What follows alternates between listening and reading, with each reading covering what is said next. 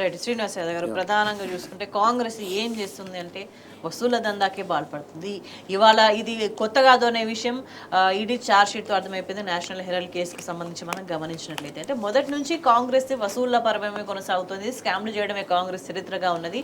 అంటే తాజాగా ఛార్జ్ షీట్లో పేరు నమోదయ్యేదాకా వచ్చింది వ్యవహారం అంటే కీలక నేతలంతా కూడా ముఖ్యమంత్రితో సహా, తెలంగాణ ముఖ్యమంత్రితో సహా ఎట్లా అర్థం చేసుకోవాల్సిన అవసరం? సింపుల్ మేడం, పెద్ద దీనికి రాకెట్ సైన్స్ అవసరం లేదు. ఎందుకంటే రేవంత్ రెడ్డి గారు ఎన్ఎస్యు నాయకుడు కాదు, లేదా కాంగ్రెస్ నుంచే వచ్చి బలపడ్డ నాయకుడు కాదు, కాంగ్రెస్కు నమ్మకమైన వ్యక్తి కాదు, లాయల్టీ పర్సన్ కూడా కాదు, క్రెడిబిలిటీ కూడా ఏం లేదు ఈ దేశం ఈ రాష్ట్రంలో. సో ఎట్లొచ్చిండు ముఖ్యమంత్రి అంటే సంచులు మోసి బ్యాగులు మోస్తేనే ఆయన వచ్చిండు అంతే స్పష్టంగా. ఎందుకంటే ఆయన పుట్టిందో కాడ, పెరిగిందో కాడ, బలపడ్డదో కాడ, ముఖ్యమంత్రి అయిందో కాడ. సో కాబట్టి అందులో భాగంగానే ఆయన చాలాసార్లు మన ఓపెన్గా దొరికిపోయింది కదా. ఏమని ఒకసారి ఓటుకు నోటులో మన ప్రభుత్వాన్ని, తెలంగాణ వచ్చిన ప్రభుత్వాన్ని కూల్చాలనే ప్రయత్నం చేసింది కదా. అందులో కీలక పాత్ర గురువు గారు చెప్పిన సంచిని పట్టుకొని పోయే కదా దొంగలాగా దొరికిండు స్పష్టంగా.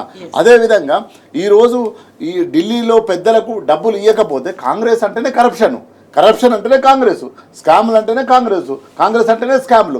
ఈరోజు 40 సార్లు ఢిల్లీకి ఎందుకు పోతున్నాడు? ఒక 40 సార్లు ఢిల్లీ పోయి ఒక 40 రూపాయలన్న పట్టుకొచ్చిందంటే పట్టుకురాలే. మరి ఏడికి పోతున్నాడు అంటే ఏఐసిసి ఆఫీసు పోతున్నాడు, జనపత్ పోతున్నాడు. ఆడ మూటలు ఇచ్చొస్తే మాత్రమే ఇక్కడ ముఖ్యమంత్రిగా కొనసాగుతున్నాడు. దానికి బలమైన ఆధారాలు మీరు అడగవచ్చు ఇమ్మీడియట్గా. నేను స్పష్టంగా వాళ్ళ మంత్రివర్గం చెప్తుంది. ఒక కొండ సురేఖ గారు సీనియర్ మంత్రివర్యులు ఏం చెప్పినారు?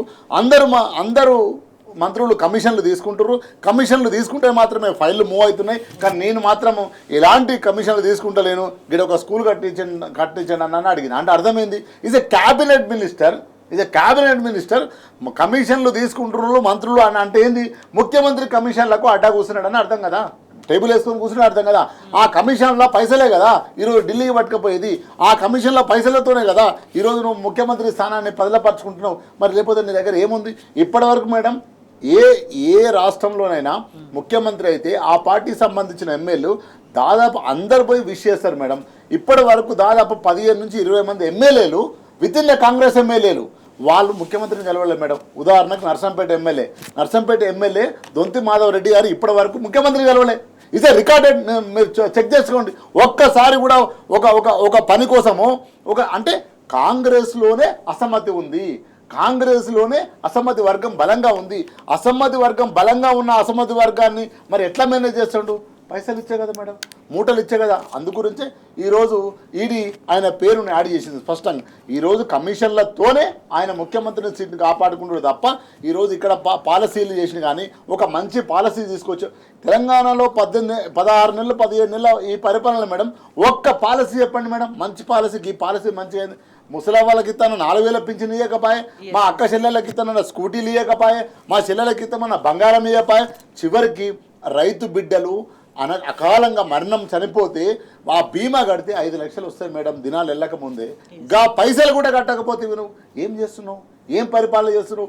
60 గదాలు 40 గదాలు కట్టుకున్న మా అన్నలు, మా అక్కలు, మా అవ్వలు ఈరోజు ఆ ఇళ్లను నువ్వు హైడ్రా కింద పెట్టి కూల్చేస్తేవి, నీకు శాపనార్థాలు పెడితే ఏం కావాలి మేడం? ఏ పరిపాలన చేస్తున్నావు? ఏం పరిపాలన చేస్తలేడు. కమిషన్లు తీసుకుపోయి ఢిల్లీకి ఇవ్వాలి. అక్కడ గురువు గారి కోసం ఈయన ఈ నీళ్ళ దొంగతనాలు, నీళ్ళ వ్యవహారాలు ఇవన్నీ చేసుకుంటూ ఈరోజు ముఖ్యమంత్రి పదవిలో ఉన్నాడు తప్ప ఆయన ఏ ఒక్క మంచి పాలసీ తీసుకున్నావని ఎవరినైనా అడగండి. నువ్వు 6 గ్యారంటీలు ఇచ్చినావు, 420 హామీలు ఇచ్చినావు, ఏ హామీ మీద నిలబడ్డావు నాయన?